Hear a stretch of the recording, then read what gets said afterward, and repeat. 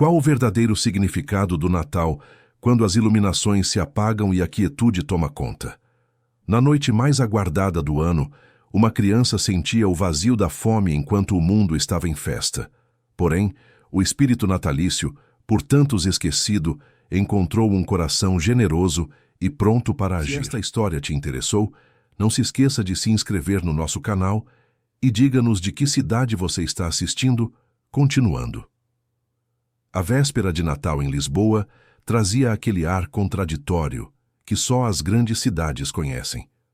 As ruas do bairro da Mouraria brilhavam com enfeites coloridos pendurados nos postes, luzes piscando nas vitrines das lojas e o som de canções natalinas ecoava pelos alto-falantes das lojas de departamento. O comércio fervilhava com pessoas carregando sacos cheios de presentes, os rostos iluminados pela expectativa da consoada que se aproximava. Havia um cheiro de bolo rei no ar, misturado ao aroma de café fresco que escapava das pastelarias e cafés espalhados pelos passeios movimentados. Mas nem tudo era luz e alegria naquela noite que antecedia o Natal. Na esquina da Rua do Bem Formoso, com a Avenida Almirante Reis, bem em frente a uma pequena pastelaria chamada O Pão Nosso, um contraste doloroso revelava-se aos olhos de quem quisesse realmente enxergar. Ali, uma menina franzina, de não mais que 4 anos, lutava para erguer um saco de farinha que pesava quase tanto quanto ela. As suas mãozinhas pequenas estavam sujas de pó branco, os dedos avermelhados pelo esforço, e o seu corpo magro tremia não apenas pelo frio da noite lisboeta, mas também pela exaustão de um trabalho que nenhuma criança deveria conhecer. A menina chamava-se Lúcia. Os seus cabelos castanhos estavam despenteados, presos num rabo de cavalo mal feito, e as suas roupas eram remendadas, grandes demais para o seu corpo frágil. Ela ofegava a cada tentativa de levantar o saco, os seus olhos castanhos arregalados com o esforço, mas nunca desistia. A cada falha, ela respirava fundo e tentava novamente porque sabia que a sua recompensa dependia daquilo. Não era dinheiro o que ela buscava, eram os pães duros do dia anterior, aqueles que a dona da pastelaria já não conseguia vender e que seriam deitados fora. Para Lúcia, aqueles pães significavam a diferença entre a sua irmã comer ou passar mais uma noite com fome. Dentro da pastelaria, Sofia, a proprietária, observava a cena pela vidraça com uma expressão de impaciência. Era uma mulher na casa dos 50 anos, cabelos tingidos de loiro, sempre vestida com aventais limpos e uma postura que deixava claro que ela comandava aquele estabelecimento com punho de ferro. Sofia não era má por natureza, mas a vida a havia ensinado a ser dura. Viúva há 10 anos, criara sozinha 2 filhos enquanto mantinha o negócio a funcionar, e aquilo a deixara com pouca paciência para as fraquezas alheias. Ela abriu a porta da pastelaria e gritou, a voz a cortar o ar frio da noite. Trabalha mais depressa se queres o pão, miúda. Não tenho a noite toda. Lúcia baixou a cabeça, assustada com o tom áspero, e redobrou os seus esforços. Os seus bracinhos tremiam violentamente enquanto ela tentava arrastar o saco pelo chão, já que erguê-lo estava para além das suas forças. As pessoas passavam pelo passeio, algumas lançando olhares, de pena, outras desviando o olhar rapidamente, como se ignorar a cena pudesse apagar a injustiça daquele momento. Um casal de namorados comentou baixinho sobre a situação, mas seguiu em frente. Uma senhora idosa suspirou e abanou a cabeça, mas não parou. Toda a gente tinha pressa, toda a gente tinha os seus próprios problemas, e interferir nos assuntos alheios era algo que a vida na cidade grande ensinava as pessoas a evitar. Foi nesse momento que Antônio Figueiredo dobrou a esquina. Antônio era um homem imponente. Aos 52 anos, tinha uma postura ereta, cabelos grisalhos penteados para trás com cuidado, e vestia um fato cinzento impecável sob um sobretudo de lã preta. Os seus sapatos brilhavam mesmo sob a luz fraca dos candeeiros, e no pulso esquerdo ele usava um relógio suíço que custava mais do que muitas pessoas ganhariam em anos de trabalho. Tudo nele comunicava sucesso, poder e controlo.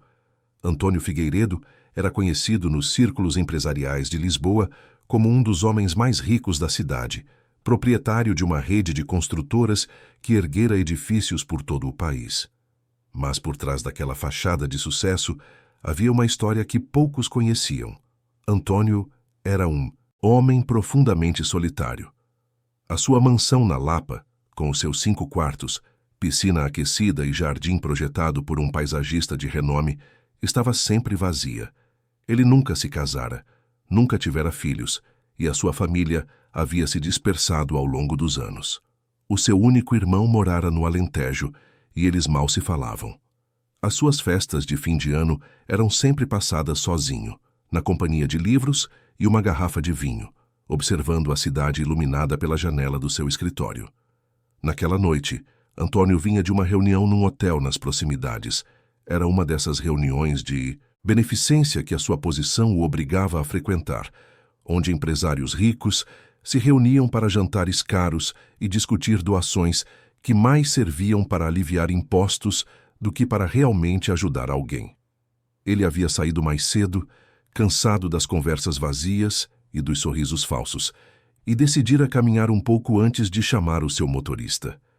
Queria apenas tomar um café rápido, sentir o movimento da cidade, lembrar que havia vida para além das salas de reunião e contratos milionários. Foi quando viu Lúcia. Antônio parou no meio do passeio como se tivesse levado um soco no estômago. A sua respiração ficou presa na garganta. Ali, bem em frente à pastelaria iluminada por luzes natalinas, estava uma criança que mal conseguia ficar em pé, tentando desesperadamente arrastar um saco de farinha que era maior que ela. As mãos dele começaram a tremer. Algo naquela imagem o atingiu com uma força que ele não esperava, que ele não estava preparado para sentir. De repente, não era mais a Rua do Bem Formoso que ele via. Era uma rua de terra batida em Chelas, na periferia de Lisboa, há mais de 40 anos. Ele era um menino de 7 anos com roupas rasgadas, pés descalços, estômago a roncar de fome, parado à porta de uma pastelaria a pedir por qualquer coisa que lhe pudessem dar. Ele lembrava-se do jeito como as pessoas o olhavam, com aquela mistura de pena e desprezo, como se ele fosse menos que humano por ser pobre. Lembrava-se da humilhação de ter que implorar, de ter que se submeter a trabalhos pesados só para ganhar restos de comida. A voz de Sofia a gritar com Lúcia trouxe-o de volta ao presente. Essa moleza não serve de nada aqui, ouviste?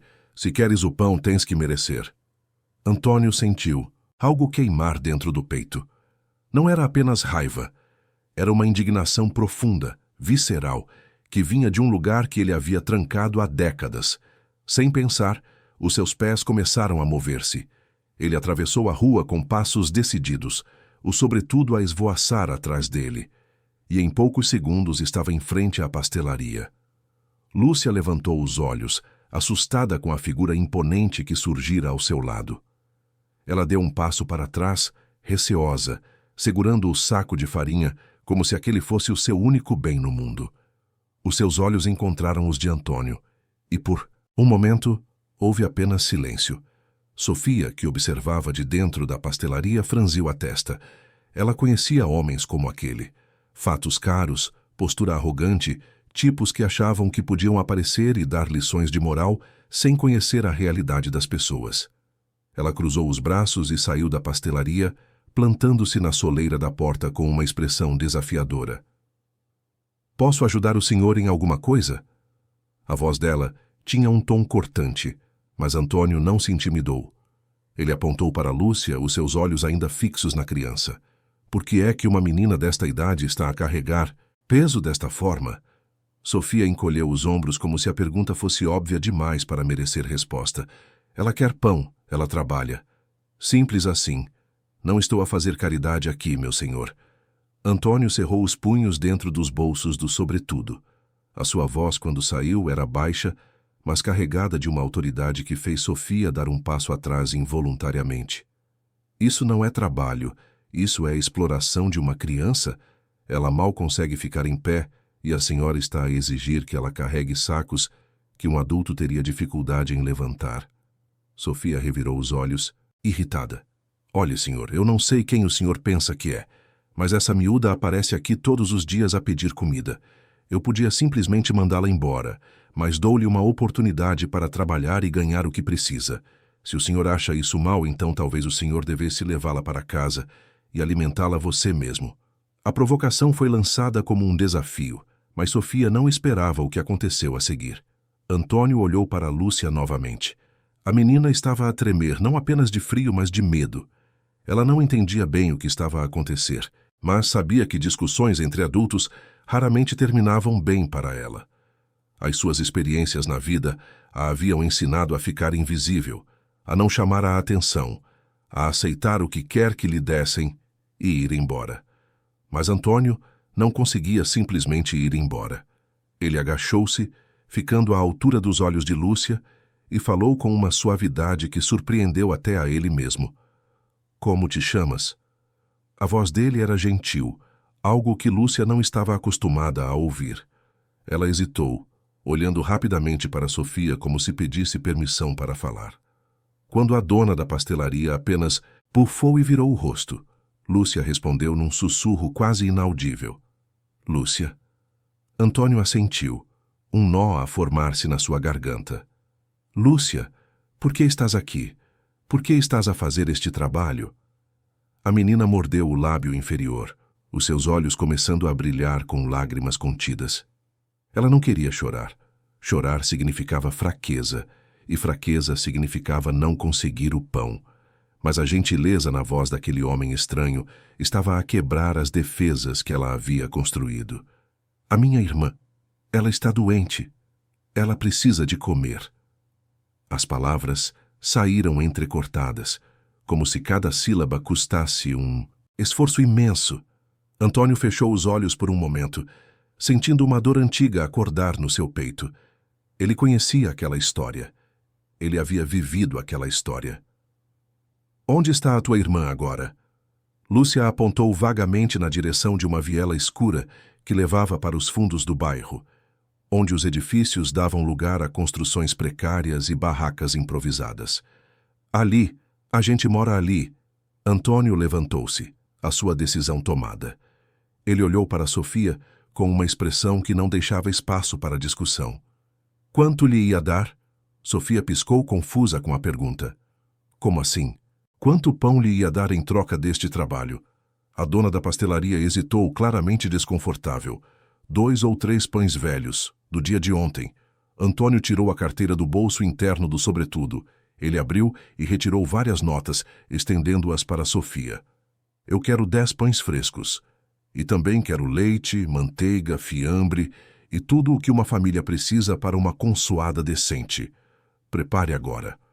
Sofia olhou para o dinheiro, os seus olhos arregalando-se. Era muito mais do que ela ganharia numa semana inteira de trabalho. Ela pegou nas notas rapidamente, como se Antônio pudesse mudar de ideias, e entrou apressadamente na pastelaria para preparar o pedido. Antônio voltou a sua atenção para Lúcia, que o observava com uma mistura de confusão e esperança tímida. Vais levar-me até a tua irmã. Não precisas de carregar mais nada. Eu vou levar tudo. Lúcia piscou, ainda a processar o que estava a acontecer. Ninguém nunca havia sido tão gentil com ela. Ninguém nunca se havia importado. Ela assentiu lentamente, ainda receosa, mas algo no olhar daquele homem fazia-a sentir que talvez ela pudesse confiar. Enquanto esperavam que Sofia preparasse os alimentos, Antônio observava Lúcia. A menina tremia, de frio, usando apenas uma camisola fina e umas calças rasgadas nos joelhos. Sem pensar 2 vezes, ele tirou o seu sobretudo e colocou-o sobre os ombros dela. O casaco era enorme demais, arrastando no chão, mas estava quente e cheiroso, e Lúcia envolveu-se nele com um suspiro de alívio. Sofia voltou com 2 sacos cheios. Havia pães frescos, ainda quentes, pacotes de leite, queijo, fiambre, manteiga e até alguns biscoitos e um pequeno bolo que ela havia guardado. Ela entregou os sacos a Antônio sem dizer nada, mas havia algo diferente no seu olhar agora. Talvez fosse vergonha. Talvez fosse apenas o desconforto de ter a sua crueldade exposta tão abertamente. Antônio pegou nos sacos e olhou para Lúcia. Leva-me até a tua irmã. Eles caminharam pela Rua do Bem Formoso, passando pelas lojas iluminadas e pelas pessoas apressadas. Lúcia seguia na frente, ainda envolta no sobretudo de Antônio, e ele vinha logo atrás, carregando os sacos pesados sem nenhum esforço. As pessoas olhavam para eles com curiosidade. Aquele homem impecavelmente vestido a seguir uma criança de rua, mas ninguém disse nada. Viraram numa rua menor, depois noutra, até que o brilho das luzes de Natal começou a desaparecer. Os passeios ficaram mais estreitos, os edifícios deram lugar a casas simples e então a construções ainda mais precárias. O cheiro mudou também. Não era mais bolo rei e café. Era esgoto mal cuidado, lixo acumulado, umidade. Antônio conhecia aquele cheiro. Ele havia crescido cercado por ele. Finalmente, Lúcia parou em frente a uma construção que mal merecia ser chamada de casa. Era uma barraca de madeira e lona, espremida entre outras barracas semelhantes, numa viela tão estreita que duas pessoas mal conseguiriam passar lado a lado. Não havia porta, apenas uma cortina velha pendurada na entrada. Lúcia empurrou a cortina e entrou. Antônio hesitou por um momento, depois seguiu-a. O interior era ainda pior do que ele imaginara. O espaço era minúsculo, talvez 3 metros quadrados no total. Não havia móveis, apenas um colchão fino no chão, coberto com lençóis sujos. E sobre aquele colchão, deitada de lado, estava uma menina que parecia ter uns 7 ou 8 anos. O nome dela era Ana. Os seus cabelos castanhos estavam colados na testa suada, o seu rosto estava pálido e os seus lábios tinham uma cor meio azulada que fez o coração de Antônio apertar. A menina respirava, com dificuldade, o peito a subir e a descer de forma irregular. Mesmo de longe, ele podia ver que ela estava muito doente. Lúcia correu até a irmã e ajoelhou-se ao lado dela, tocando no seu rosto com cuidado. Ana, eu trouxe comida e um homem que nos vai ajudar. Ana abriu os olhos lentamente. Eram da mesma cor castanha de Lúcia, mas estavam opacos, sem vida. Ela olhou para Antônio com uma expressão vazia, como se não tivesse energia nem para se surpreender. Antônio colocou os sacos no chão e aproximou-se. Ele ajoelhou-se ao lado do colchão, seu fato caro a tocar no chão sujo, e estendeu a mão para tocar na testa de Ana. Ela estava a arder. A febre era alta, perigosamente alta. Há quanto tempo ela está assim? Lúcia baixou a cabeça, a sua voz pequena. 3 dias. Ela não consegue comer quase nada. Só bebe um pouco de água. Antônio sentiu uma onda de urgência tomar conta dele. Aquela menina precisava de ajuda médica imediatamente. Mas antes de qualquer coisa, ele precisava de entender a situação delas. Onde estão os vossos pais? Onde é que eles estão? Lúcia começou a chorar silenciosamente, as lágrimas a escorrer pelo rosto sujo. A mamã... Ela foi-se embora há muito tempo. Ela disse que ia procurar trabalho e nunca mais voltou. E o papá... A gente nunca o conheceu. Antônio sentiu o chão desaparecer sob os seus joelhos.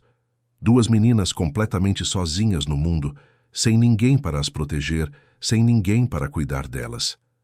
E uma delas estava à beira de algo muito sério. Ele olhou para Ana, depois para Lúcia, e tomou a decisão mais importante da sua vida naquele momento. Vocês vão vir comigo, agora. A Ana precisa de um médico e eu vou levá-la a um hospital. Lúcia arregalou os olhos assustada. A gente não tem dinheiro para hospital, moço. Antônio abanou a cabeça, a sua voz firme, mas gentil. Eu tenho. E tu não precisas de te preocupar com isso. Só precisas de confiar em mim. Ele tirou o telemóvel do bolso e discou rapidamente. Quando alguém atendeu do outro lado, a sua voz assumiu o tom de comando que todos que trabalhavam para ele conheciam bem. Paulo, preciso que venhas buscar-me imediatamente. Estou a enviar a localização agora. E vem no carro maior. Vamos, diretos para o Hospital da Luz. Prepara a equipa de emergência para nos receber. Ele desligou e olhou para as meninas. Ana estava tão fraca que mal conseguia manter os olhos abertos. Mas Lúcia observava-o com uma expressão que misturava medo e uma esperança frágil demais para ser nomeada. Antônio pegou em Ana nos braços com cuidado, surpreendendo-se com o quão leve ela era. A menina era praticamente só osso e pele. Ela gemeu baixinho com o movimento, mas não tinha forças para resistir. Lúcia segurou na barra das calças de Antônio, ainda a usar o sobretudo dele, recusando-se a deixá-lo sair da sua vista. Eles saíram da barraca e caminharam de volta para a rua principal, onde a vida normal continuava como se nada tivesse acontecido. As luzes de Natal ainda piscavam alegremente. As pessoas ainda corriam com os seus sacos de presentes. As músicas natalinas ainda ecoavam pelas ruas. Mas algo havia mudado para Antônio. Algo profundo e irreversível. Em menos de 10 minutos, um carro preto e luxuoso parou na esquina. Paulo, o motorista de Antônio há mais de 15 anos, saiu rapidamente e abriu a porta de trás. Os seus olhos arregalaram-se quando viu o patrão a carregar uma menina doente e outra criança suja a agarrar-se a ele, mas não fez perguntas. Conhecia Antônio bem o suficiente para saber que, quando ele tomava uma decisão, não havia volta. Vamos diretos para o Hospital da Luz. Rápido, mas com cuidado. Sim, senhor. O carro partiu, cortando o trânsito pesado de Lisboa, com a perícia de quem conhecia cada atalho da cidade. Dentro do veículo, Antônio segurava Ana no colo, sentindo a febre dela queimar através da sua camisa cara. Lúcia estava sentada ao seu lado, os olhos fixos na irmã, as mãos pequenas a segurar a mão de Ana com força. Vai ficar tudo bem, sussurrou Antônio, mais para si mesmo do que para as meninas. Vai ficar tudo bem. Mas enquanto o carro acelerava pela noite de Lisboa, passando pelos bairros iluminados em direção ao hospital, Antônio não tinha a certeza de nada. Não tinha a certeza se Ana sobreviveria. Não tinha a certeza do que ele estava a fazer ou por que o estava a fazer. Tudo o que ele sabia era que, pela primeira vez em décadas, ele sentia algo para além do vazio constante que havia sido a sua companhia por tanto tempo. Ele sentia um propósito. Ele sentia que talvez a vida estivesse a dar-lhe uma segunda oportunidade para fazer algo que realmente importasse. E enquanto as luzes da cidade passavam rapidamente pela janela do carro, Antônio Figueiredo, o homem que tinha tudo, mas nunca tivera nada, começou a entender que aquela véspera de Natal mudaria a sua vida para sempre. O Hospital da Luz erguia-se imponente na zona nobre de Lisboa, as suas torres de vidro a refletir as luzes da cidade, como um farol de esperança para quem podia pagar pelos seus serviços. Era um dos hospitais mais caros e bem equipados do país, um lugar onde empresários, celebridades e políticos recebiam tratamento de primeira classe. Para as pessoas comuns, principalmente para crianças como Ana e Lúcia, aquele lugar parecia pertencer a outro mundo, uma realidade distante demais para sequer sonhar. Mas naquela noite de véspera de Natal, aquele mundo abriu-se para elas. O carro de Antônio parou na entrada da urgência com um rangido suave dos travões. Antes mesmo que Paulo pudesse desligar o motor, 2 enfermeiros e uma médica já estavam a correr em direção ao veículo. Antônio havia ligado do caminho, usando a sua influência para garantir que a equipa estivesse preparada. Ele saiu do carro com Ana nos braços, a menina a pesar menos que uma pluma contra o seu peito, e imediatamente a equipa médica o cercou. A médica, uma mulher de uns 40 anos com cabelos presos num coque e olhos atentos, tocou rapidamente na testa de Ana e verificou a sua respiração. O seu rosto fechou-se numa expressão de preocupação profissional. Há quanto tempo ela está com febre? A voz dela era firme, focada. 3 dias, segundo a irmã. Antônio indicou Lúcia que havia descido do carro e se agarrava à sua perna, aterrorizada com toda aquela movimentação. A médica fez um sinal para os enfermeiros que imediatamente trouxeram uma maca. Antônio colocou Ana sobre ela com cuidado e, em segundos, a menina estava a ser levada para dentro do hospital. Lúcia tentou correr atrás, mas um dos enfermeiros segurou-a gentilmente. Ela é minha irmã. Deixa-me ir com ela. A voz de Lúcia saiu num grito desesperado. Antônio agachou-se à altura dela, segurando os seus ombros com firmeza mas gentileza. Lúcia, olha para mim. Os médicos vão cuidar dela. Eles são os melhores, mas tu precisas de os deixar trabalhar. Podes ficar aqui comigo, está bem? Eu prometo que não vamos deixar a Ana sozinha. Lúcia olhou para ele com olhos arregalados, cheios de lágrimas, mas assentiu. Ela não tinha escolha senão confiar naquele homem estranho que, em poucas horas, havia mudado completamente a realidade delas. Eles entraram no hospital juntos, Antônio com a mão pousada no ombro de Lúcia, guiando-a pelos corredores reluzentes. O cheiro de desinfetante misturado com o ar-condicionado gelado era tão diferente da barraca úmida e quente onde elas moravam que Lúcia se sentia como se tivesse entrado noutro planeta. As paredes eram brancas e limpas, o chão brilhava e havia flores frescas em vasos espalhados pelos corredores. Médicos e enfermeiros passavam apressados, mas todos pareciam saber exatamente o que estavam a fazer. Uma recepcionista aproximou-se de Antônio, com uma prancheta na mão pronta para colher informações. Ele forneceu rapidamente os seus dados, garantindo que todas as despesas seriam colocadas na sua conta. A recepcionista olhou para Lúcia, com as suas roupas sujas e o rosto marcado pela vida dura, mas não fez nenhum comentário. Se ela achou estranho que um homem como Antônio Figueiredo estivesse ali com uma criança de rua, guardou as suas opiniões para si mesma. Foram direcionados para uma sala de espera reservada, longe da área comum. Era um espaço confortável, com sofás macios, uma televisão de ecrã grande a tocar baixinho, e até uma mesa com café, chá e biscoitos. Lúcia olhou ao redor com olhos arregalados, como se não pudesse acreditar que lugares assim realmente existiam. "Estás com fome?" Antônio perguntou gentilmente. Lúcia assentiu timidamente. Antônio serviu-lhe um copo de sumo de laranja e colocou alguns biscoitos num prato pequeno. A menina pegou em tudo com as mãos trêmulas e começou a comer devagar. Mas logo a fome falou mais alto e ela devorou os biscoitos em poucos segundos. Antônio serviu mais e depois mais um pouco, observando com o coração apertado como ela comia com a voracidade de quem não sabia quando seria a próxima refeição. Enquanto Lúcia comia, Antônio sentou-se num dos sofás e tirou o telemóvel do bolso.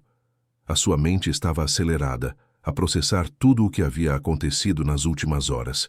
Ele, que passara os últimos 30 anos a construir um império empresarial, que tomava decisões que movimentavam milhões de euros todos os dias, que negociava com políticos e empresários poderosos, de repente via-se responsável por 2 crianças que ele nem conhecia. E a parte mais surpreendente era que ele não se arrependia. Na verdade, pela primeira vez em muito tempo, ele sentia que estava a fazer algo verdadeiramente importante. Mas a realidade prática logo começou a bater à porta. O que faria ele depois que Ana recuperasse? Para onde iriam as meninas? Ele não podia simplesmente levá-las de volta para aquela barraca horrível, mas também não sabia se tinha o direito de tomar decisões pela vida delas.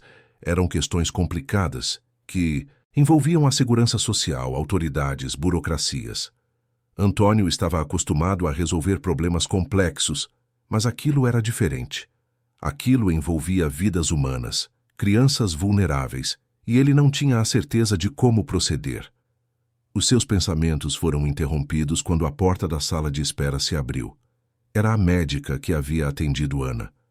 Antônio levantou-se imediatamente e Lúcia largou o biscoito que estava a comer, os seus olhos fixos na doutora.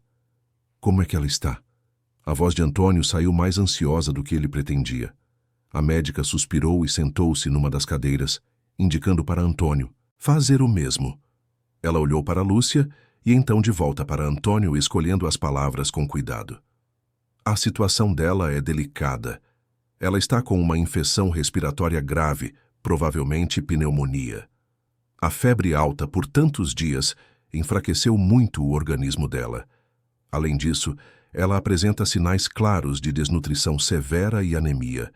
O corpo dela está a lutar contra várias frentes ao mesmo tempo. Lúcia segurou a mão de Antônio com força, os seus dedos pequenos a apertar os dele. Ele podia senti-la a tremer. Ela vai ficar boa? A pergunta saiu num sussurro assustado. A médica olhou para a menina com compaixão. Vamos fazer tudo o que pudermos. Ela está a receber antibióticos fortes e soro para hidratação. Precisamos de baixar a febre e combater a infecção. As próximas horas são críticas, mas ela está em boas mãos. Antônio assentiu, sentindo um peso enorme no peito. Ele olhou para a médica e perguntou em voz baixa: ela pode receber visitas? Ainda não. Ela precisa de descansar e deixar os medicamentos fazerem efeito, mas assim que possível eu aviso-vos.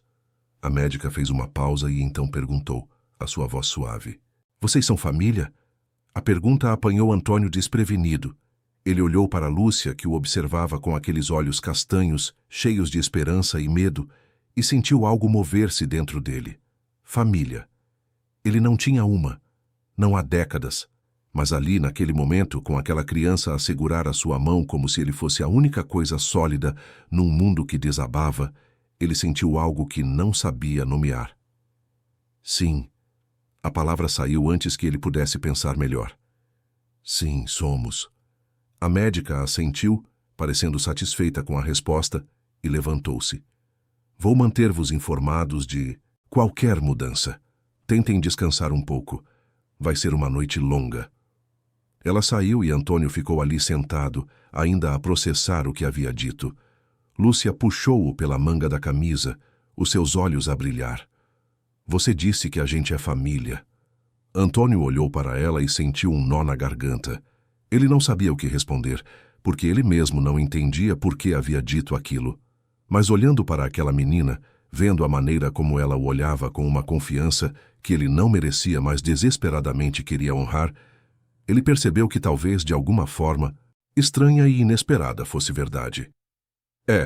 Eu disse, e vamos cuidar de vocês as duas, prometo. Lúcia atirou-se para os braços dele num abraço apertado, e Antônio segurou-a, sentindo as lágrimas dela molharem a sua camisa cara. Ele passou a mão pelos cabelos despenteados da menina. E pela primeira vez em décadas, permitiu que as suas próprias lágrimas caíssem. As horas arrastaram-se naquela sala de espera. Antônio ligou para Paulo e mandou-o buscar roupas limpas para Lúcia, numa loja que ainda estivesse aberta, além de alguns itens de higiene pessoal. Enquanto esperavam, ele ajudou Lúcia a tomar um banho numa das casas de banho privativas do hospital. A menina estava com vergonha no início, mas Antônio chamou uma enfermeira gentil chamada Beatriz para ajudar, e juntos conseguiram deixá-la limpa e apresentável. Quando Lúcia saiu do banho, com roupas novas e os cabelos lavados e penteados, ela parecia uma criança completamente diferente. Os seus olhos castanhos brilhavam, as suas bochechas tinham ganhado um pouco de cor com a comida e o calor do hospital, e pela primeira vez desde que Antônio a conhecera, ela sorriu. Foi um sorriso tímido, meio envergonhado, mas era genuíno. Estás linda, ele disse, e era verdade. Lúcia baixou os olhos, claramente não acostumada a receber elogios, mas o sorriso não saiu do seu rosto. Eram quase 3 da manhã quando a médica voltou. Antônio havia cochilado no sofá, com Lúcia enrolada ao seu lado, também a dormir.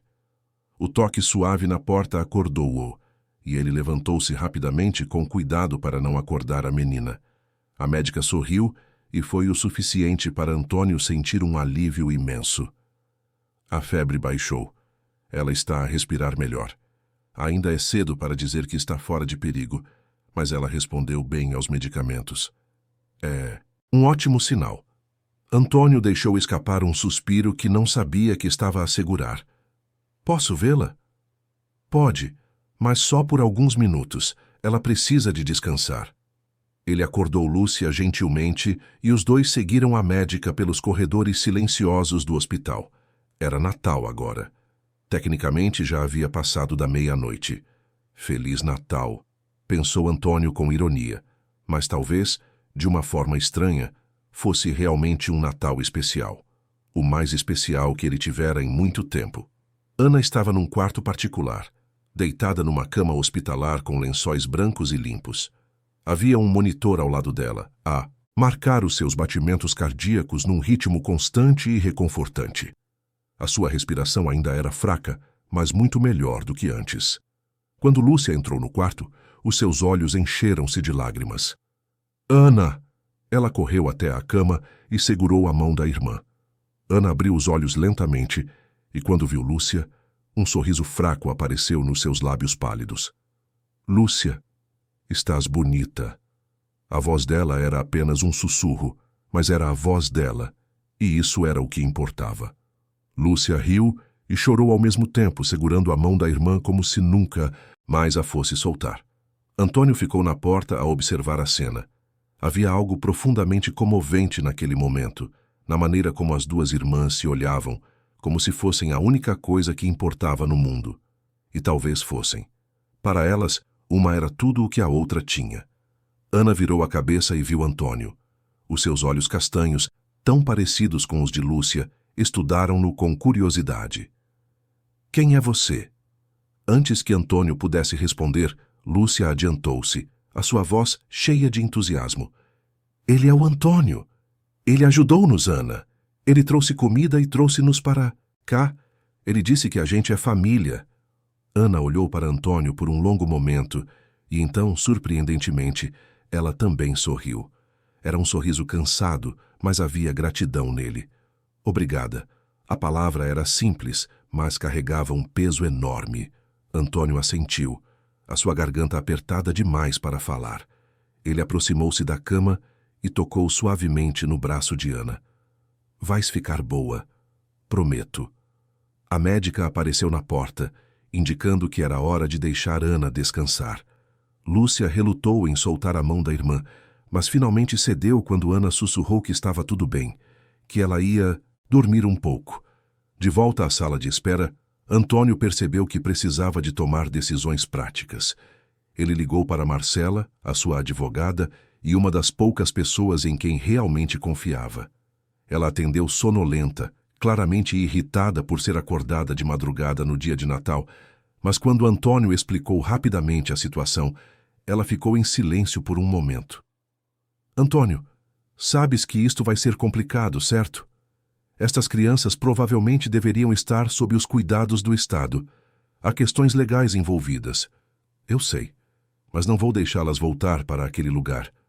Não vou. A voz dele era firme, sem espaço para argumentação. Preciso que me ajudes a fazer isto da maneira certa. Legalmente. Quero ter a guarda delas. Houve uma longa pausa do outro lado da linha. Marcela e Antônio trabalhavam juntos há mais de 15 anos, e ela nunca o havia visto tão determinado em relação a algo que não fosse negócios. Está bem. Vou começar a pesquisar o que precisamos de fazer. Mas, Antônio, tens a certeza? Isto vai mudar completamente a tua vida. Antônio olhou para Lúcia, que havia adormecido novamente no sofá, enrolada no cobertor que uma enfermeira havia trazido. A sua expressão era pacífica pela primeira vez, sem o peso da preocupação que ela carregara desde que ele a conhecera. Tenho a certeza. Ele desligou e sentou-se ao lado de Lúcia, observando-a dormir. A sua mente estava cheia de pensamentos, memórias e emoções que ele havia guardado por tanto tempo que quase se esquecera que existiam. Ele pensou na sua própria infância, nas noites em que havia dormido com fome, com frio, sem saber se sobreviveria até ao dia seguinte. Pensou na mulher que o ajudara uma vez, que lhe dera pão e algumas palavras gentis que haviam plantado uma semente de esperança no seu coração. Aquela mulher nunca soube o impacto que teve na sua vida. Ela provavelmente nem se lembrava dele. Mas ele lembrava-se. E agora, décadas depois, a vida dava-lhe a oportunidade de ser aquela pessoa para alguém. A oportunidade de ser a mão estendida, o coração generoso, a voz que diz, não estás sozinho. Ele não sabia se estava pronto. Não sabia se seria um bom pai, ou tutor, ou o que quer que ele estivesse a tornar-se para aquelas meninas, mas sabia que tinha que tentar, porque se ele não tentasse, se ele simplesmente as deixasse voltar para aquela vida terrível, ele nunca se perdoaria. Do lado de fora da janela, a cidade de Lisboa começava a acordar para o dia de Natal. As primeiras luzes do amanhecer pintavam o céu de tons rosados e dourados. Em milhares de lares, famílias estavam a acordar para abrir presentes, preparar a consoada, celebrar juntas. E ali, naquele hospital, numa sala de espera silenciosa, um homem solitário e duas meninas órfãs formavam o início improvável de algo que talvez, com tempo e cuidado, pudesse tornar-se uma família de verdade. Mas enquanto aquele momento de ternura, Se desdobrava no hospital, noutra parte de Lisboa, algumas peças começavam a mover-se. Sofia, a dona da pastelaria, não conseguira dormir naquela noite. A cena que havia presenciado, o jeito como aquele homem rico a havia confrontado, a maneira como ele havia levado Lúcia embora, tudo isso a deixara profundamente desconfortável. Não era remorso. Não exatamente. Era mais uma sensação de que algo grande havia acontecido, algo que poderia ter consequências. Ela conhecia Lúcia há meses. A menina aparecia quase todos os dias a pedir trabalho em troca de comida. Sofia sempre achou que estava a fazer um favor, a dar à criança uma oportunidade de ganhar algo em vez de simplesmente esmolar. Mas agora, repassando a noite na sua mente, ela começava a questionar-se. Será que havia sido cruel? Será que havia explorado uma criança vulnerável? E quem era aquele homem? O que faria ele com as meninas? Sofia levantou-se da cama e foi até a janela do seu apartamento pequeno por cima da pastelaria. Lá embaixo, a rua do Bem Formoso estava tranquila, decorada com luzes de Natal que ainda piscavam na madrugada. Ela suspirou, sentindo um peso no peito que não conseguia identificar. Se você estivesse no lugar de Antônio, teria ajudado as meninas ou teria simplesmente seguido o seu caminho? Conte-nos nos comentários. Enquanto isso, no hospital, Antônio finalmente permitiu que o sono o levasse. A sua última consciência antes de adormecer foi a sensação da respiração suave de Lúcia ao seu lado e a certeza de que, não importava o que acontecesse a partir daquele momento, ele não estava mais sozinho, e nem elas. Os primeiros raios de sol do dia de Natal entravam pelas janelas do Hospital da Luz, trazendo uma luz dourada que parecia carregar a promessa de novos começos. Antônio acordou com uma dor no pescoço por ter dormido sentado no sofá, mas a sensação de desconforto físico era insignificante perto do turbilhão de emoções que tomava conta dele. Ao seu lado, Lúcia ainda dormia profundamente, finalmente a descansar de verdade, pela primeira vez em dias, talvez semanas. Ele levantou-se com cuidado para não a acordar e foi até a janela. Lá embaixo, Lisboa estendia-se em todas as direções, uma metrópole gigantesca que nunca realmente dormia. Mesmo sendo Natal, havia carros nas ruas, pessoas a caminhar, a vida a acontecer. Mas para Antônio, tudo parecia diferente naquela manhã. Era como se ele estivesse a ver a cidade pela primeira vez, com olhos que finalmente enxergavam, para além dos números, contratos e negócios que haviam definido a sua vida por tanto tempo. A porta abriu-se suavemente e uma enfermeira entrou, a mesma Beatriz que havia ajudado com Lúcia na noite anterior. Ela sorriu ao ver Antônio acordado. "Bom dia, Sr. Figueiredo. Trouxe café e algumas coisas para o pequeno almoço." Ela colocou um tabuleiro sobre a mesinha de centro. "E tenho boas notícias. A Ana passou a noite estável. A febre não voltou e ela está a responder muito bem aos antibióticos." Antônio sentiu um alívio imenso lavar sobre ele. "Posso vê-la?" "Claro. A médica responsável já autorizou visitas mais longas, mas talvez seja melhor deixar a pequena dormir mais um pouco." Beatriz olhou para Lúcia com ternura.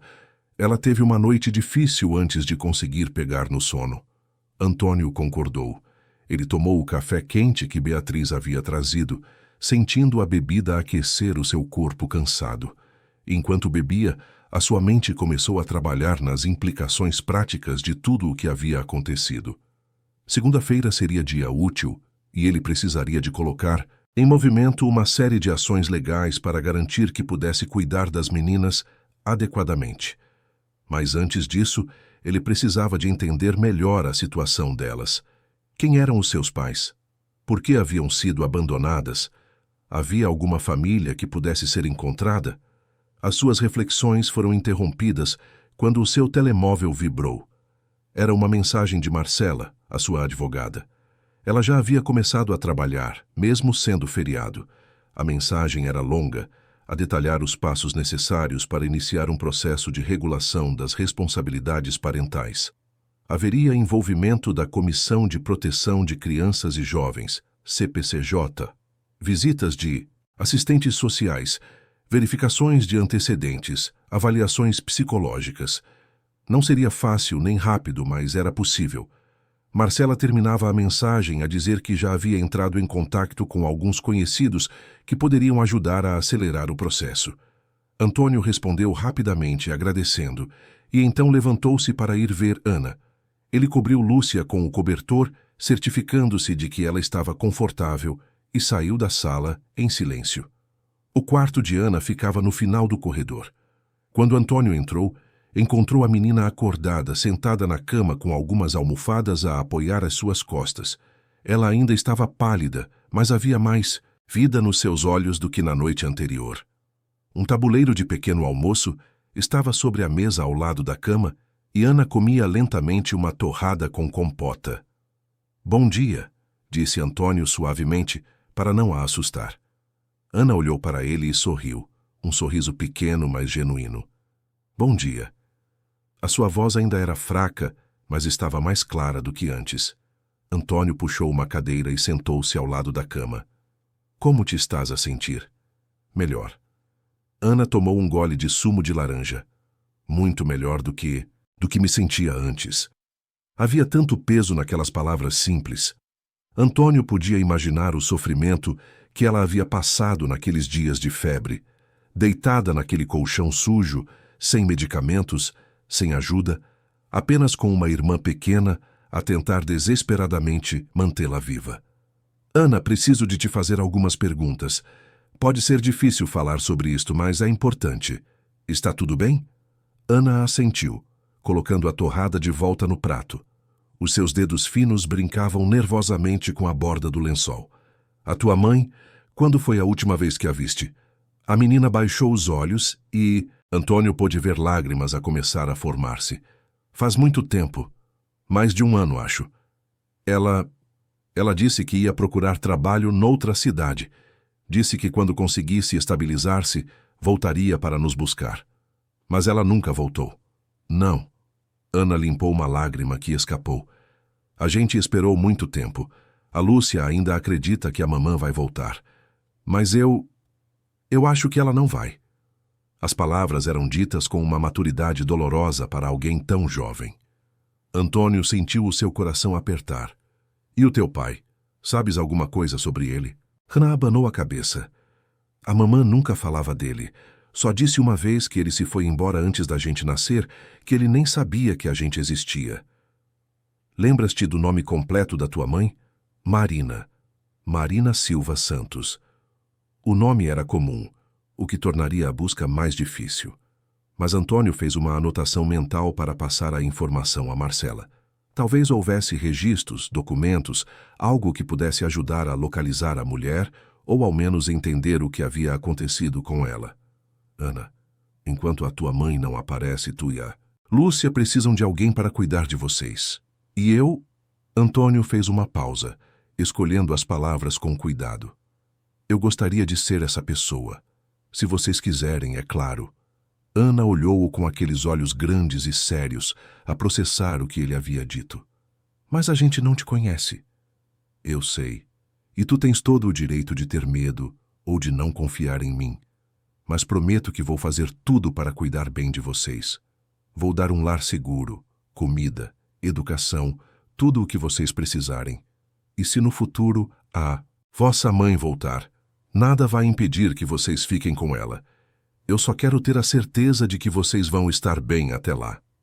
Ana ficou em silêncio por um longo momento, os seus olhos fixos em Antônio, como se estivesse a tentar ler a sua alma. Finalmente, ela perguntou com uma voz pequena: "Por quê? Por que é que queres fazer isso por nós?"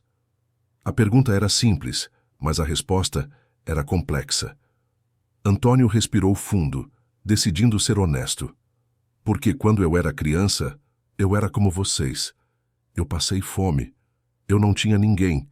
E alguém me ajudou de uma vez quando eu mais precisava. Aquela ajuda mudou a minha vida. Deu-me uma oportunidade. E agora, ao ver-vos, é como se eu estivesse a ter a oportunidade de retribuir. De ser para vocês o que aquela pessoa foi para mim." Ana absorveu as palavras em silêncio. Então, lentamente, ela estendeu a mão pequena em direção a Antônio.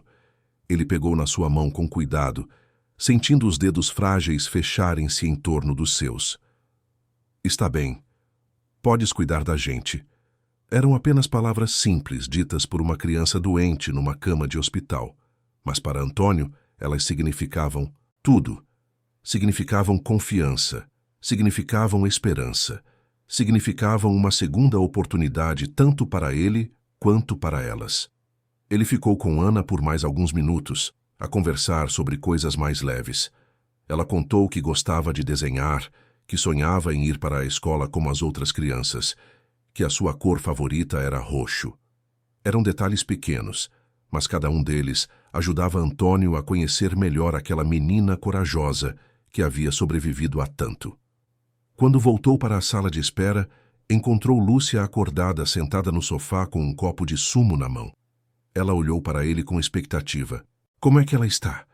Muito melhor, ela está acordada e a comer. Queres ir vê-la?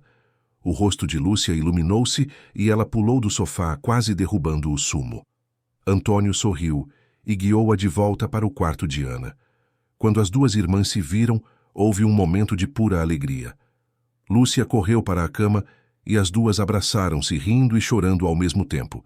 Antônio observou da porta, sentindo uma ternura que ele não sabia que era capaz de sentir. Mas o seu momento de paz foi interrompido quando o seu telemóvel tocou. Era Marcela. Antônio, temos um problema. A voz dela estava tensa. Ele saiu do quarto e atendeu em voz baixa. O quê? Alguém fez uma denúncia à Comissão de Proteção de Crianças e Jovens. Disseram que pegaste em 2 crianças de rua e as levaste para um hospital sem autorização legal. Eles querem conversar contigo imediatamente. Antônio cerrou os dentes. Quem fez a denúncia? Não sei ao certo, mas tenho as minhas suspeitas. Provavelmente alguém do hospital que achou a situação estranha, ou... Ela fez uma pausa. Ou aquela dona da pastelaria. Disseste que tiveste uma discussão com ela ontem. Sofia. Claro que seria ela. Provavelmente com medo de que Antônio a denunciasse por exploração infantil, ela havia decidido atacar primeiro, jogando a suspeita sobre ele. O que eu faço? Marcela suspirou. Cooperas. Não tens escolha. Vou estar aí numa hora. Não fales com ninguém da CPCJ até eu chegar. E Antônio, mantenha calma. Não fizeste nada de errado, mas a situação é delicada. Ele desligou, sentindo uma frustração imensa. Era inacreditável. Ele havia salvo 2 crianças que estavam em perigo real, havia gasto uma fortuna em cuidados médicos, estava a tentar fazer a coisa certa. E agora estava a ser tratado como suspeito de algo sinistro. Mas Antônio não era um homem que recuava facilmente. Ele havia construído um império a enfrentar adversidades muito maiores do que a burocracia governamental. Se quisessem questionar as suas intenções, que viessem. Ele tinha os recursos, os contactos e, mais importante, a verdade do seu lado. Voltou para o quarto e encontrou as meninas a conversar animadamente. Elas pararam quando o viram entrar, percebendo a tensão no seu rosto. Aconteceu alguma coisa? Ana perguntou, a sua voz preocupada. Antônio forçou um sorriso, tranquilizador. Nada demais. Só algumas coisas chatas de adulto que preciso de resolver. Mas não se preocupem, vai ficar tudo bem.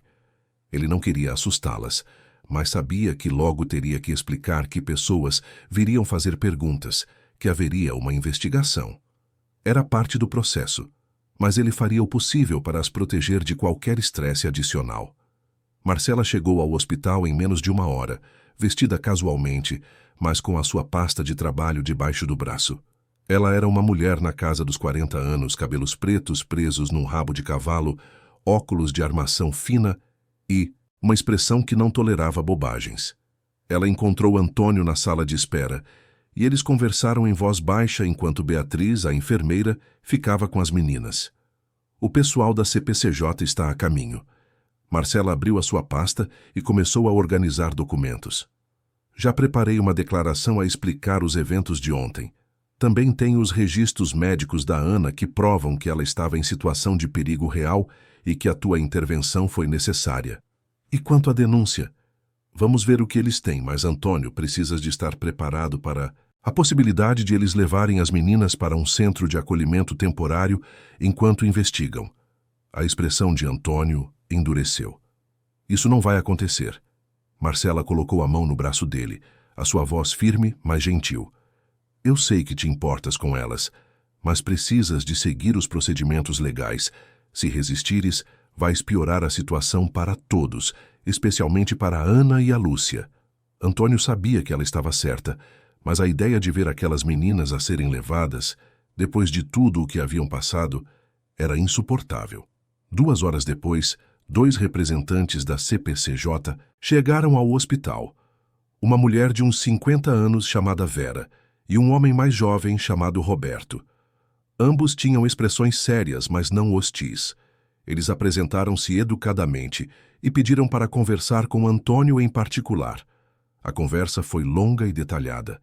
Antônio explicou cada passo do que havia acontecido na noite anterior, desde o momento em que viu Lúcia até a decisão de as trazer ao hospital. Marcela complementou com documentos e evidências que apoiavam a história dele. Os representantes fizeram perguntas sobre as suas intenções, os seus antecedentes, a sua capacidade de cuidar das crianças. Vera, a conselheira, mais velha, era particularmente meticulosa. Ela queria saber tudo. Por fim, ela recostou-se na cadeira e cruzou os braços. Senhor Figueiredo, entendo que as suas intenções parecem ser boas, mas precisa de entender a nossa posição. Aparecem 2 crianças em situação vulnerável, sem documentação adequada, e um homem rico que elas não conheciam até ontem leva-as para um hospital. É nossa obrigação investigar. Eu entendo perfeitamente e estou disposto a cooperar completamente. Mas estas meninas já sofreram o suficiente. Elas precisam de estabilidade, não de mais trauma. Roberto, o conselheiro mais jovem, olhou para os documentos na mesa. As condições médicas da mais velha eram críticas. Se não tivesse intervindo, Sr. Figueiredo, ela poderia ter... Ele deixou a frase no ar, mas o significado era claro. Vera suspirou. Vamos precisar de fazer uma avaliação completa da situação. Precisamos de tentar localizar a mãe das crianças, verificar se há outros parentes e avaliar se o senhor é adequado para ser o guardião temporário delas. Quanto tempo isso vai levar? Algumas semanas, talvez 1 mês. Durante esse período, normalmente as crianças ficariam num centro de acolhimento. Antônio começou a protestar, mas Marcela interrompeu-o rapidamente. Há alguma possibilidade de uma guarda provisória de emergência? Dado que a Ana ainda está em tratamento médico e que separar as irmãs causaria sofrimento adicional. Vera e Roberto trocaram olhares. Era claro que eles estavam divididos. Finalmente Vera falou. É possível, mas teríamos que fazer visitas regulares, e o Sr. Figueiredo teria que concordar com avaliações psicológicas tanto dele quanto das crianças. Além disso, qualquer sinal de que as meninas não estão a ser bem cuidadas, e elas serão removidas imediatamente. Concordo com todas as condições. Antônio não hesitou, e havia outra complicação. Roberto folheou os seus papéis. Recebemos informações de que havia uma situação de trabalho infantil envolvida, uma pastelaria na Mouraria. Precisamos de investigar isso também. Sofia. Antônio sentiu uma satisfação sombria. O plano dela de jogar a culpa nele havia se voltado contra ela mesma. Ele forneceu todos os detalhes que tinha sobre a situação na pastelaria, e Marcela acrescentou que havia testemunhas que podiam confirmar a exploração. Depois de mais 1 hora de discussões e papelada, os conselheiros finalmente concordaram com a guarda provisória, com uma lista extensa de condições. Antônio assinaria tudo o que fosse necessário. Ele só queria ter a certeza de que Ana e Lúcia ficariam com ele. Quando Vera e Roberto foram embora, Antônio desabou no sofá da sala de espera, exausto. Marcela sentou-se ao seu lado a guardar os documentos. Conseguiste, disse ela com um meio sorriso. Por enquanto, pelo menos. É só o começo, não é? Ela assentiu. Vai ser uma batalha longa. Mas, Antônio, estás preparado para isto? Para mudar completamente a tua vida? Ele pensou na pergunta. A sua vida antes era vazia, solitária, preenchida apenas com trabalho e mais trabalho. Agora tinha 2 crianças a depender dele, a precisar dele. Era assustador, esmagador e completamente diferente de tudo o que ele conhecia. Mas pela primeira vez em décadas, ele sentia que tinha um propósito real. Estou preparado. Marcela sorriu, uma expressão genuína desta vez. Então vamos fazer isto direito. Vou precisar de todas as informações que conseguirmos sobre a Marina Silva Santos. Se ela está viva e pode ser encontrada, vamos encontrá-la. E vamos descobrir a história completa destas meninas. Antônio concordou, mas algo no fundo da sua mente o incomodava. O nome Marina Silva Santos. Havia algo familiar nele, algo que ele não conseguia identificar. Era como uma memória na ponta da língua, uma conexão que o seu cérebro estava a tentar fazer, mas ainda não conseguia completar. Ele afastou o pensamento por enquanto. Tinha coisas mais imediatas com que se preocupar. Ana precisaria de ficar no hospital por mais alguns dias.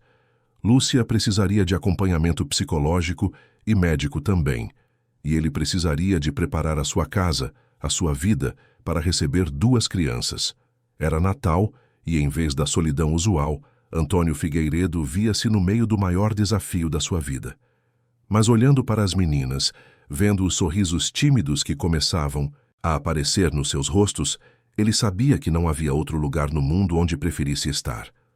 3 semanas haviam se passado desde aquela véspera de Natal que mudara tudo.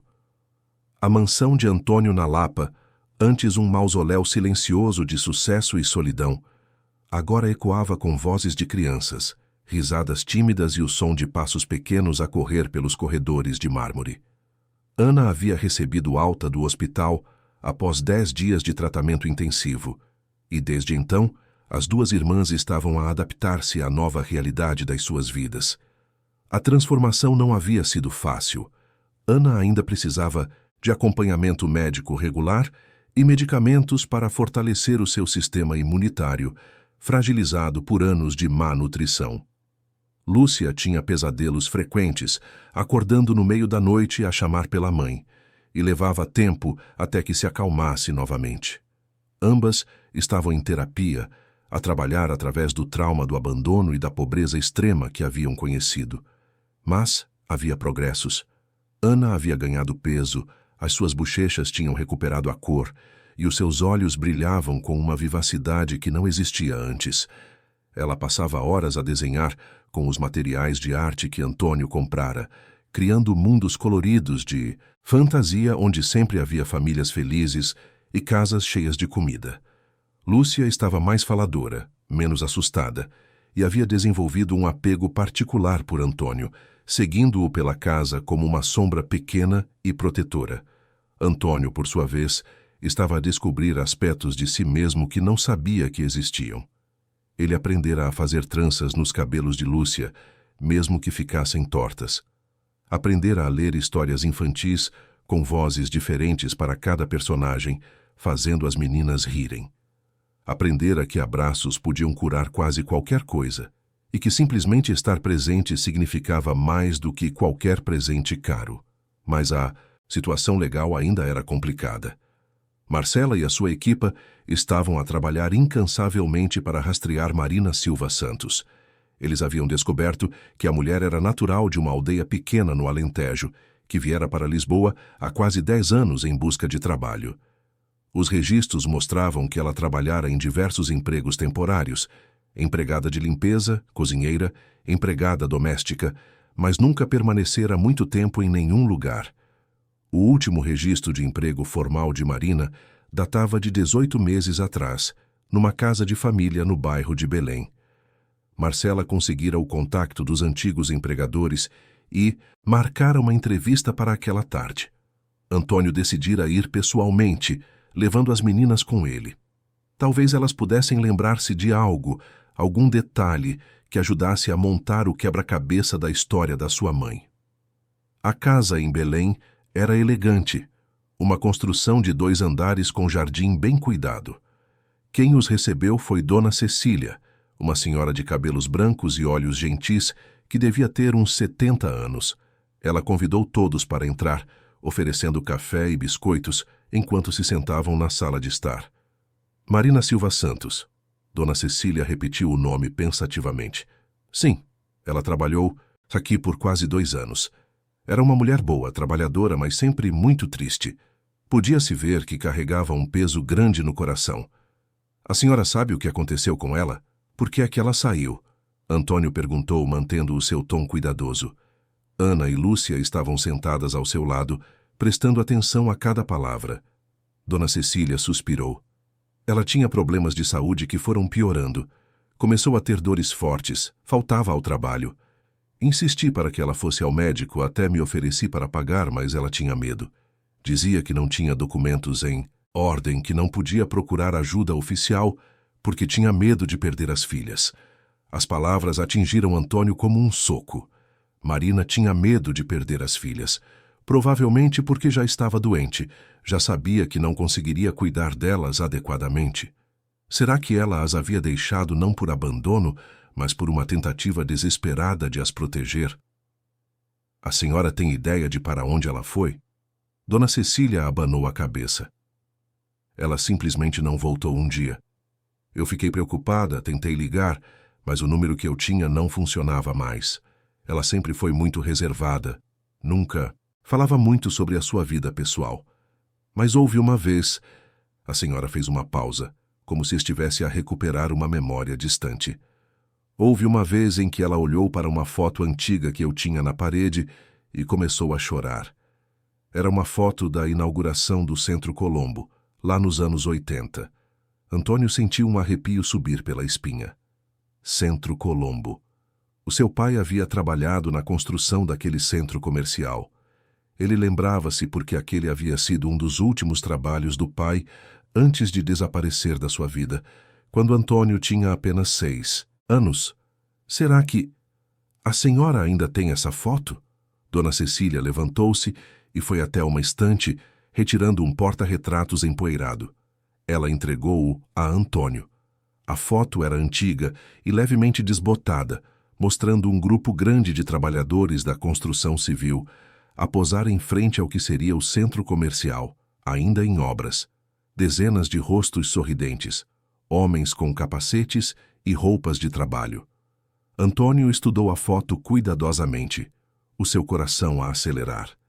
E então, ele viu. No canto esquerdo da foto, um homem jovem de uns 20 anos com um sorriso largo e olhos que Antônio reconheceria em qualquer lugar. Era o seu pai, Carlos Figueiredo.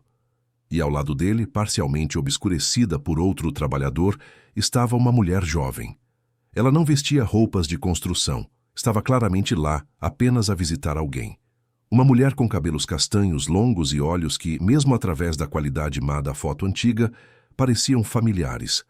Antônio sentiu o mundo girar ao seu redor. Aquela mulher, ela era jovem demais para ser Marina, mas a semelhança era impressionante. Ele virou a foto e viu algo escrito à mão no verso, quase apagado pelo tempo. Carlos F. e Carolina, junho de 1984. Carolina, não Marina, mas o apelido Silva Santos. Era possível que... Senhor Figueiredo. A voz de Dona Cecília trouxe-o de volta ao presente. O senhor está bem? Está pálido. Antônio limpou a garganta a tentar organizar os seus pensamentos. Dona Cecília, quando a Marina olhou para esta foto, ela disse alguma coisa? Sim. A senhora fechou os olhos, a tentar lembrar-se. Ela disse algo como: a minha mãe costumava falar deste lugar. Ela disse que a minha mãe conheceu o meu pai aqui, mas eu nunca o conheci. O quebra-cabeça começou a montar-se na mente de Antônio com uma clareza aterrorizante. Carolina, a mulher na foto, devia ter se envolvido com o seu pai, Carlos, durante a construção do centro comercial. Eles tiveram um relacionamento e ela engravidou. Mas Carlos já tinha outro relacionamento na época, com a mãe de Antônio. Quando descobriu a gravidez de Carolina, ele entrou em pânico e desapareceu, abandonando ambas as famílias. Carolina teve uma filha, Marina, e Marina, anos depois, teve Ana e Lúcia, o que significava... Antônio olhou para as meninas ao seu lado, e a verdade atingiu-o com uma força devastadora. Ana e Lúcia Não eram apenas duas crianças que ele havia salvado num momento de compaixão. Elas eram suas sobrinhas netas, família de sangue. A conexão que ele havia sentido desde o primeiro momento não era apenas empatia. Era um laço que corria mais profundo do que ele poderia imaginar. Ele precisou de um momento para processar a informação.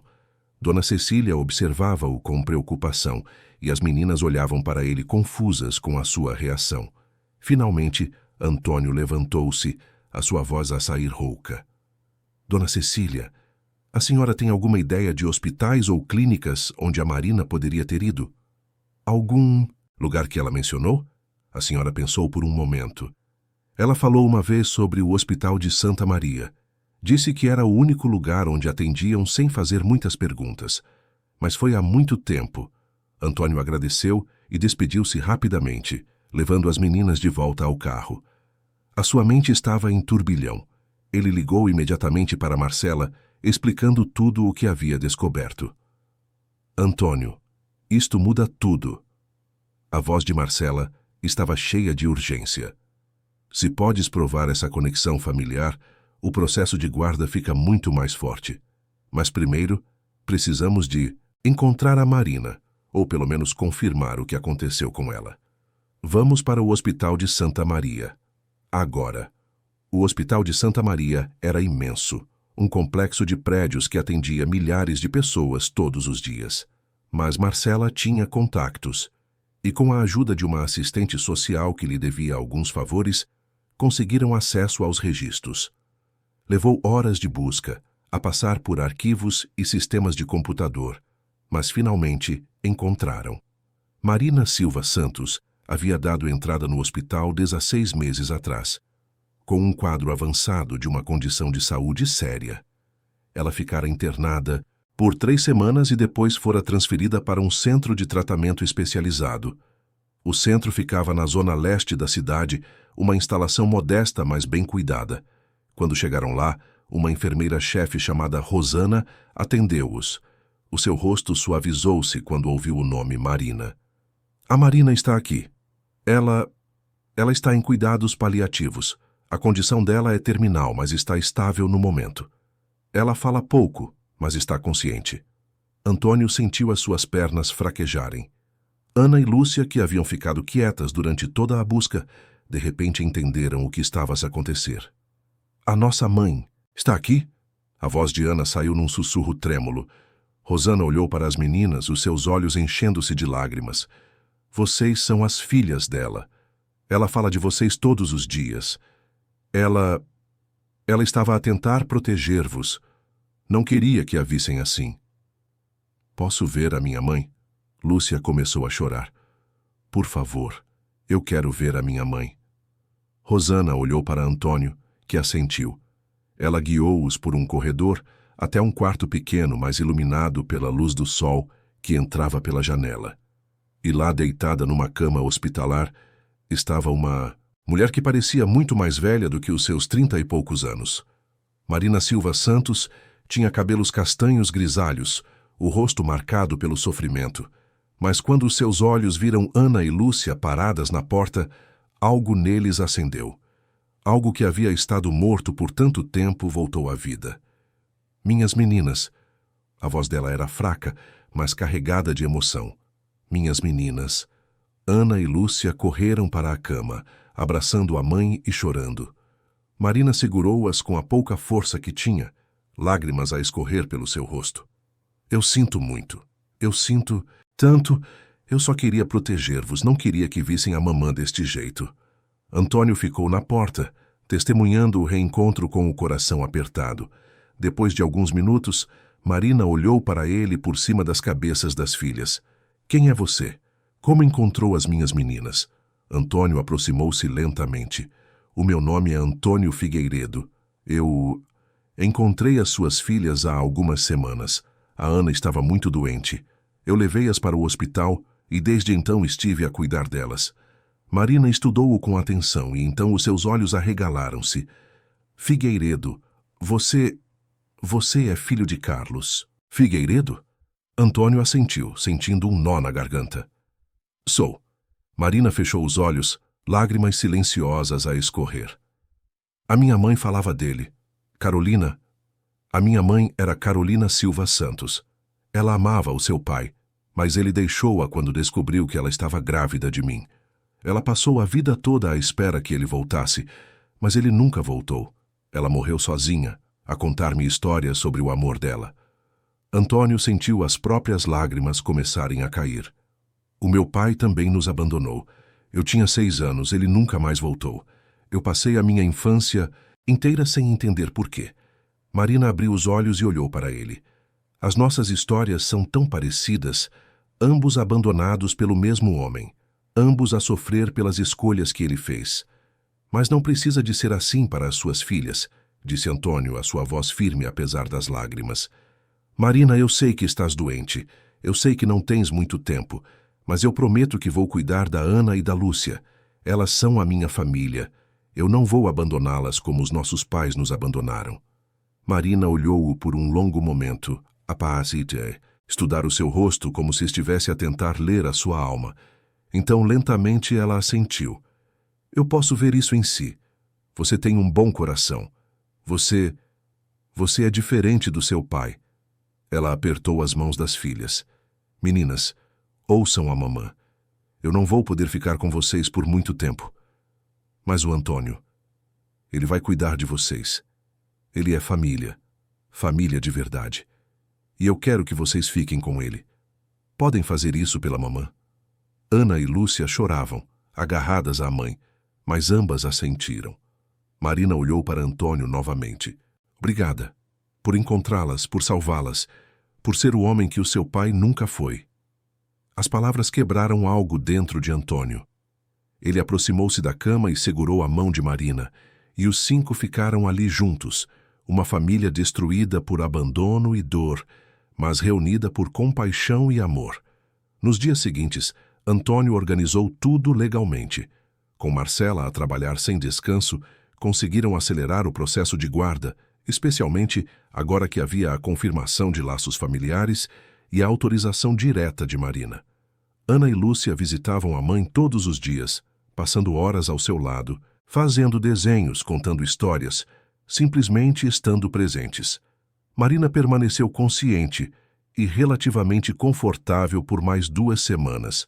Ela usou esse tempo precioso para se despedir adequadamente das suas filhas, para contar histórias de quando elas eram bebés, para pedir desculpas por todas as vezes em que não pôde protegê-las como queria. Ela também conversou longamente com Antônio, compartilhando memórias da sua própria mãe, Carolina, e as histórias que esta contara sobre Carlos. Foi durante uma dessas conversas que Marina entregou a Antônio um envelope amarelado. Dentro estava a carta que Carolina havia escrito para Carlos, uma carta que nunca fora, enviada porque ela não sabia para onde ele havia ido. Era uma carta de amor, de mágoa, de perdão.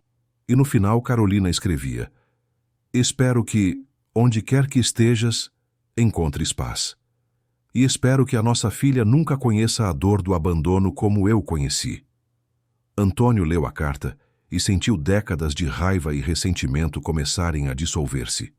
O seu pai havia sido um homem fraco, incapaz de enfrentar as consequências das suas escolhas, mas aquele legado de abandono terminava ali, com Antônio, com Ana e Lúcia. Ele quebraria o ciclo.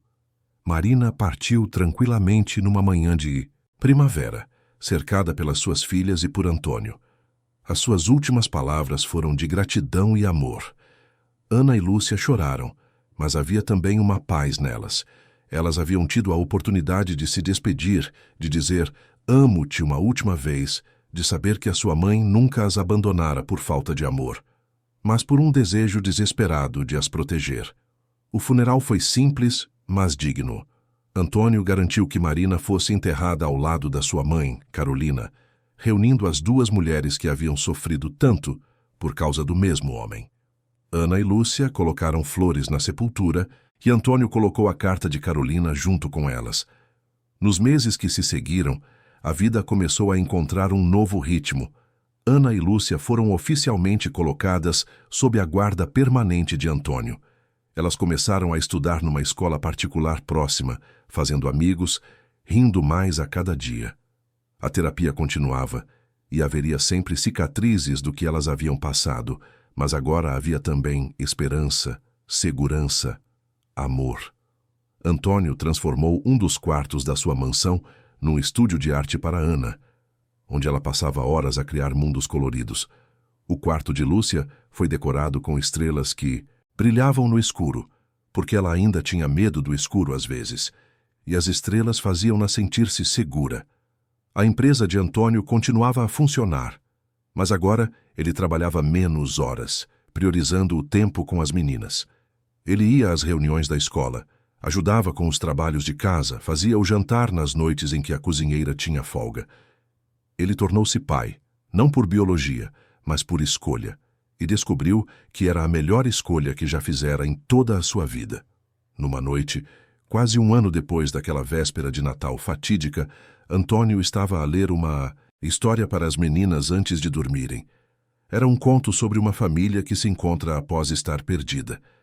Quando terminou, Ana olhou para ele com aqueles olhos sérios que a faziam parecer muito mais velha do que era. Tio Antônio, achas que a mamãe está feliz agora? Antônio pensou na pergunta com cuidado. Ele nunca mentia para as meninas, mesmo quando a verdade era difícil. Acho que sim. Ela sabia que vocês estariam seguras e amadas, e acho que isso era tudo o que ela sempre quis. Lúcia, que estava quase a adormecer, murmurou sonolenta. A gente ama-te, tio Antônio. As palavras simples atingiram Antônio como nunca antes. Ele beijou a testa de cada uma delas, a sua voz rouca de emoção. Eu também vos amo, mais do que as palavras podem dizer. Ele apagou a luz e fechou a porta suavemente, deixando-a entreaberta como Lúcia preferia. A caminhar pelo corredor em direção ao seu quarto, Antônio parou em frente a uma foto que havia colocado na parede. Era uma foto nova, tirada algumas semanas atrás no parque. Nela, ele estava no centro com Ana de um lado e Lúcia do outro, todos a sorrir. Era uma foto simples, mas significava tudo. Ao lado dela, ele havia colocado a foto antiga do Centro Colombo, a mesma que Dona Cecília lhe dera. Era uma lembrança de onde tudo havia começado, das escolhas erradas que o seu pai fizera e da decisão que Antônio tomara de não repetir aqueles erros. Naquela véspera de Natal, quando ele vira uma menina pequena a lutar para carregar um peso impossível, ele havia pensado que estava a salvar 2 crianças. Mas a verdade era mais profunda. Ele havia salvo uma família, a sua família, e ao fazê-lo, havia salvo a si mesmo. Do lado de fora, a cidade de Lisboa continuava o seu ritmo frenético, mas dentro daquela mansão, em quartos cheios de desenhos coloridos e estrelas que brilhavam no escuro, 3 pessoas que haviam estado perdidas finalmente haviam encontrado o seu caminho para casa. Queridos ouvintes, esperamos que a história de Antônio, Ana e Lúcia tenha tocado o seu coração. Se você se emocionou com essa jornada de redenção, amor e família, clique no botão de gostei, inscreva-se no canal e conte nos comentários o que mais te marcou nessa história. Foi a coragem de Antônio em abrir seu coração? Foi a força das meninas diante de tanto sofrimento? Ou foi a revelação dos laços familiares que uniam todos eles? Todos os dias, trazemos histórias intensas como essa, que revelam o lado mais profundo da alma humana e nos lembram que mesmo nas situações mais difíceis, o amor e a compaixão podem transformar vidas. Esperamos por si no próximo episódio com uma nova história que vai mexer com as suas emoções.